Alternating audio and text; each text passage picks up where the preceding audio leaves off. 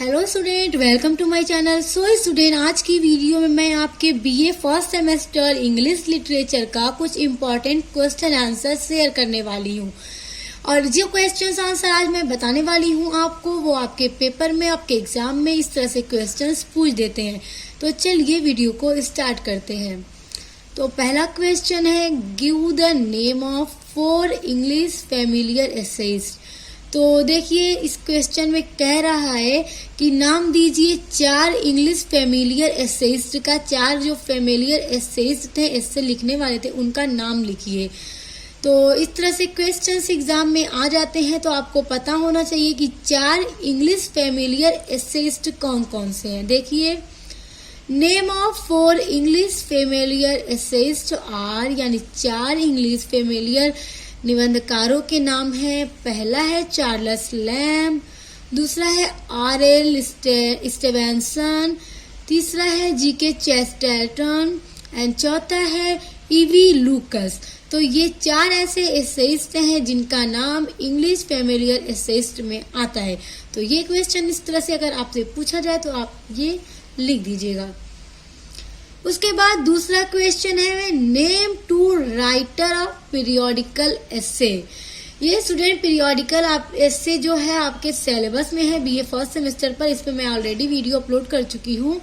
तो जो पीरियोडिकल एसे है उसको 2 राइटर ने मतलब मिलके बनाया था, उसको इंट्रोड्यूस किया था। तो वही लिखना है आपको कि नेम 2 राइटर ऑफ पीरियोडिकल एसे, यानी पीरियोडिकल एसे के 2 राइटर कौन से हैं, उनका नाम लिखिए।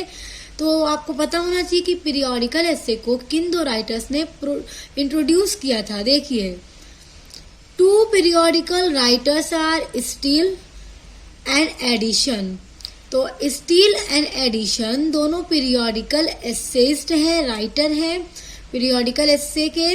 तो जो स्टील है, इनका पूरा नाम है रिचर्ड स्टील एंड एडिशन का पूरा नाम है जोसेफ एडिशन। और इंग्लिश लिटरेचर में इन दोनों राइटर्स का नाम एक साथ आता रहता है क्योंकि ये दोनों फ्रेंड्स थे। तीसरा क्वेश्चन है, what is difference between biography and memoir. तो बायोग्राफी और मेमोयर में क्या अंतर है, क्या डिफरेंस है दोनों के बीच में, इस तरह से भी क्वेश्चंस एग्जाम में पूछे जाते हैं। तो अगर इस तरह से पूछ दे तो आप किस तरह से इन दोनों का आंसर लिखेंगे, क्योंकि स्टूडेंट आपको बायोग्राफी क्या है ये पता है और मेमोयर क्या है ये भी पता है, क्योंकि आपके यूनिट्स में है और मैं इस पे वीडियो बना चुकी हूँ। अगर दोनों को एक में पूछ दे कि दोनों के बीच में क्या डिफरेंस है, तो आप किस तरह से आंसर लिखेंगे। देखिए, अ memoir is slightly different is character from A biography. यानी जो मेमोयर है इज स्लाइटली मतलब होता है थोड़ा, डिफरेंट यानी अंतर, इन character from A biography. Character यानी इन दोनों के कैरेक्टर में, एक मेमोयर और एक बायोग्राफी के कैरेक्टर में थोड़ा सा डिफरेंस है। While a biography typically focuses on the life and times of the writer. तो स्टूडेंट, जो बायोग्राफी होती है वो होती है जीवनी। तो जो जीवनी है, जो बायोग्राफी है, वो टिपिकली फोकस करती है यानी डिपेंड होती है, लिखी जाती है एक राइटर के लाइफ एंड टाइम पर। यानी एक राइटर जो होते हैं उनके जीवन की पूरी घटनाएं जो होती हैं, उनके लाइफ में क्या क्या हुआ, उन्होंने कैसे पढ़ा, उन्होंने कैसे अपनी जिंदगी गुजारी, पूरा उनके बायोग्राफी में लिखा होता है। और जो बायोग्राफी है, एक राइटर की बायोग्राफी दूसरे आदमी के द्वारा लिखी जाती है। यानी कि जो ऑटोबायोग्राफी होती है वो खुद, अगर मान लीजिए आप हैं और आप अपने जीवन के बारे में सारी चीजें लिख रहे हैं, तो आप अपनी ऑटोबायोग्राफी लिख रहे हैं। और अगर आपकी ही लाइफ को कोई और बंदा लिखे, कोई आपका फ्रेंड लिखे, तो आपकी बायोग्राफी लिख रहा है। तो बायोग्राफी डिपेंड करती है एक राइटर के लाइफ एंड टाइम पर। A memoir has narrower, more intimate focus on his or her own memories, feelings and emotion। और जो मेमोयर होता है वो नरोवर मतलब होता है स्टूडेंट सकरा। लेकिन यहाँ देखिए सकरा, तो जो मेमोयर होता है वो फोकस करता है यानी डिपेंड होता है हीज और हर, यानी लड़की हो या लड़का, जो भी राइटर हो, चाहे वो लेडी हो या मेंस हो, दोनों की ओन मेमोरीज। ओन मतलब अपना, मेमोरीज यानी यादें, अपनी खुद की कोई एक अच्छे पल की यादें, कोई इवेंट की जो यादें होती हैं, खुद की फीलिंग और इमोशंस यानी अपनी भावनाओं को, अपनी फीलिंग्स के बारे में वो किसी भी घटना का वर्णन करता है एक मेमोर में, तो मेमोर वो होता है। और स्टूडेंट जो बायोग्राफी होती है वो एक ही मतलब एक पर्सन की लाइफ टाइम के बारे में लिखा जाता है और किसी दूसरे आदमी के द्वारा लिखा जाता है। और जो मेमोर होता है उसमें किसी भी इवेंट के बारे में, मेमोरीज के बारे में, फीलिंग्स और इमोशंस के बारे में राइटर खुद लिखता है अपने किसी भी अच्छे इवेंट के बारे में, और बायोग्राफी में दूसरा कोई लिखता है एक आदमी के बारे में। तो ये इन दोनों के बीच में स्टूडेंट डिफरेंस होता है। चौथा क्वेश्चन है right the main characteristics of autobiography. तो अब ऑटोबायोग्राफी क्या होता है? आत्मकथा, यानी कि अगर आप खुद अपनी लाइफ को अपने हाथों से पूरा लिख रहे हैं तो वो आपकी ऑटोबायोग्राफी, यानी अपने ही जीवन की घटनाओं को खुद अपने हाथों उसका वर्णन करना। तो मतलब एक ऑटोबायोग्राफी की क्या क्या कैरेक्टरिस्टिक्स हैं वो आपसे इस तरह से एग्जाम में पूछ सकता है, तो आपको पता होना चाहिए कि इसकी कैरेक्टरिस्टिक्स क्या है, विशेषताएं क्या है। तो देखिए, पहला है an autobiography is a record of experiences and achievements of the writers own self, यानी कि जो आत्मकथा है, ऑटोबायोग्राफी है, रिकॉर्ड होता है एक राइटर का अपने खुद की जिंदगी के एक्सपीरियंस के बारे में कि वो किन किन चीजों को लेकर क्या एक्सपीरियंस करता है और उसकी अचीवमेंट्स क्या क्या रही है, मतलब वो किन चीजों को अपनी लाइफ में पाना चाहता है। इन सब चीजों के बारे में राइटर खुद लिखता है अपनी बायोग्राफी में।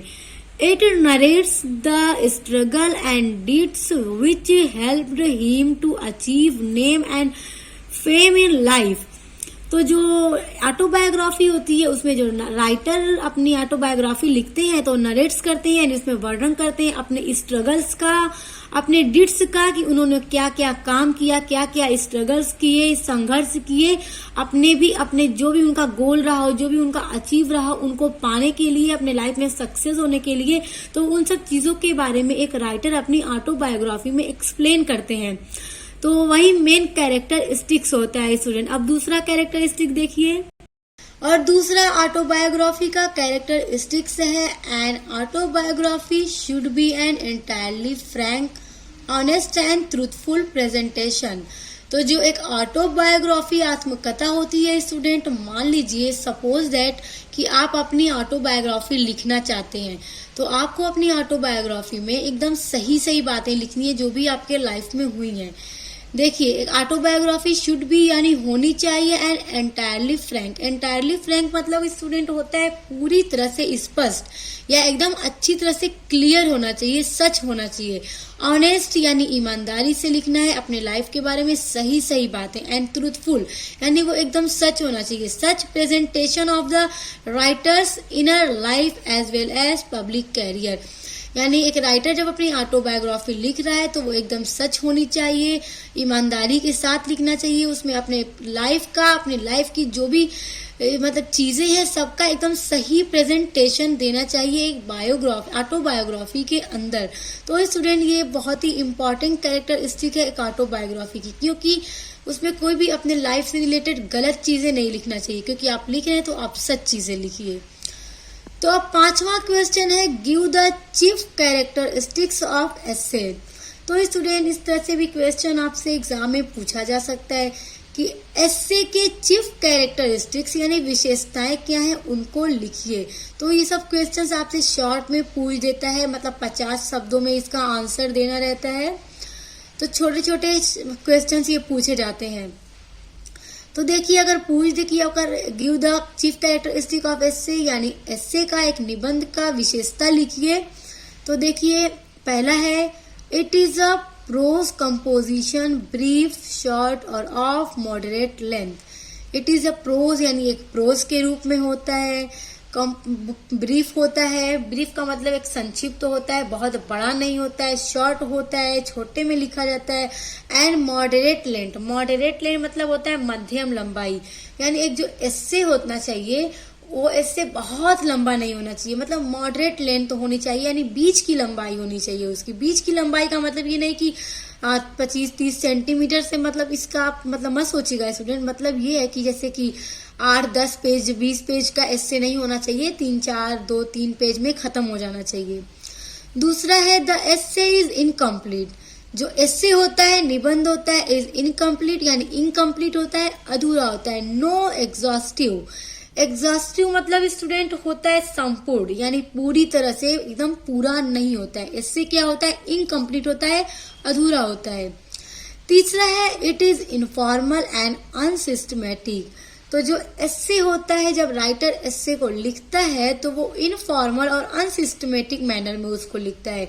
इनफॉर्मल और अनसिस्टमेटिक का मतलब ये है स्टूडेंट कि जैसे एस्से में वो अपने हिसाब से कुछ भी लिख देता है, और इनफॉर्मल मतलब होता है, जैसे मान लीजिए फॉर्मल देखा जाए, फॉर्मल आपको कब होना होता है, जब अगर आप अपने टीचर से बात कर रहे हैं, आप अपने स्कूल में हैं, तो आप अपने टीचर से कुछ भी बात नहीं कर सकते, अपनी कुछ भी अनाप शनाप बातें नहीं कर सकते, जिस तरह से आप अपने फ्रेंड से कर सकते हैं। आप अपने दोस्त से कुछ भी बात करेंगे वो चल जाएगा, क्योंकि वो आपका दोस्त है, तो कुछ भी चल जाएगा। और एक दोस्त से बात हमेशा हम एक इनफॉर्मल वे में करते हैं, और अपने टीचर से बात हम एक फॉर्मल वे में करते हैं।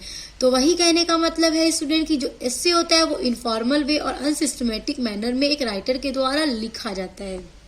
अब देखिए student, what are the benefits of studying books according to Francis Bacon. तो स्टूडेंट, फ्रांसिस बेकन का एक एस्से है आपके सिलेबस में, आपके ऑफ स्टडीज नाम है इनके एस्से का, फ्रांसिस बेकन के एस्से का। तो वो उसमें मतलब पढ़ाई के बारे में बहुत ज्यादा चीजें बताते हैं, बुक्स के बारे में बताते हैं। तो ये भी क्वेश्चंस आपसे शॉर्ट में पूछा जा सकता है कि what are the benefits of studying books according to Francis Bacon, यानी फ्रांसिस बेकन के अनुसार किस तरह की बुक्स पढ़ने से बेनिफिट्स होते हैं, बुक्स पढ़ने से हमारे क्या क्या बेनिफिट्स होते हैं, क्या फायदे होते हैं। तो ये भी आपसे 15 वर्ड्स में पूछा जा सकता है। तो आपको किस तरह से इसका आंसर लिखना होगा, देखिए, studies serve for delight. Studies यानी पढ़ाई, सर्व मतलब होता है सेवा देना या सेवा करना, फॉर डिलाइट। डिलाइट मतलब होता है आनंद या मजा, यानी स्टडी हमें मजे देती है, आनंद देती है। क्योंकि स्टूडेंट अगर हम एक अच्छी तरह से पढ़ाई करेंगे, उसको एक सीक्वेंस में होके अच्छी तरह से, तो हमें बहुत ज्यादा इंजॉय भी देती है, हम बहुत उसको इंजॉय भी करके पढ़ते हैं। अगर आप सोचेंगे दिन भर आप पढ़ते रहे, दिन भर आप पढ़ते रहे, ना खेलना, ना कूदना, ना किसी से बातें करना, ना खाना पीना ढंग से, सिर्फ पढ़ते जाओ, तो आप पढ़ाई से भी उब जाएंगे। आप थोड़ा मूड को फ्रेश कर लीजिए, थोड़ा सा पढ़ के उस तरह से आप पढ़ेंगे तो आप क्या है, आप पढ़ाई को भी इंजॉय करेंगे। तो वही कहने का मतलब है कि जो फ्रांसिस बेकन अपने हिस्से में कहते हैं कि पढ़ाई हमें आनंद भी देती है, for ornament, for and for ability. जो पढ़ाई होती है, अब हमें अर्नमेंट मतलब होता है स्टूडेंट अलंकार के लिए, यानी जो स्टडी है वो हमें अलंकार के लिए और एबिलिटी भी देती है।